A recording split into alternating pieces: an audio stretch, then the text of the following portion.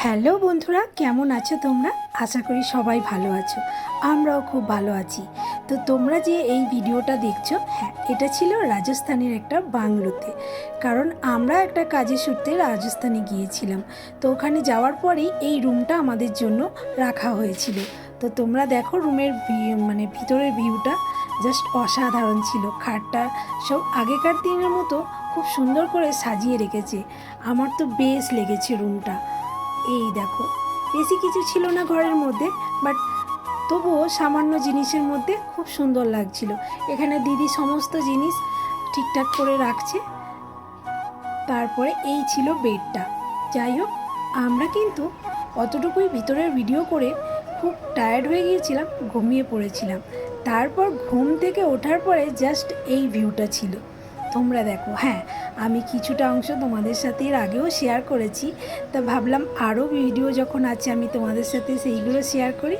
তো এর মধ্যে কিন্তু আরও অনেক কিছু আছে, তোমাদের দেখে যেটা খুব ভালো লাগবে। তারপর এই যে এই জায়গাটায় দেখো, এখানে দেখছো না যে জায়গাটা অ্যারো চিহ্ন করা আছে, ওই জায়গাটা কিন্তু অলরেডি একটা ময়ূর কিন্তু পেখম তুলে নাচছে।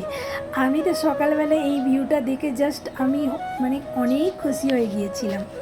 পরিবেশটা এত সুন্দর, চারিদিকে শুধু সবুজে ঘেরা আর নানা ধরনের পশু পাখি। আর এখানে কিন্তু অনেক ময়ূরী ছিল। সকালে তো আমার ময়ূরের ডাক শুনেই ঘুম ভেঙে গেছে। তারপর এই দিকটা দেখো, এই দিকটাও কিন্তু পুরো সবুজে ঘেরা, চারিদিক সুন্দর করে একদম সাজিয়ে রেখেছে।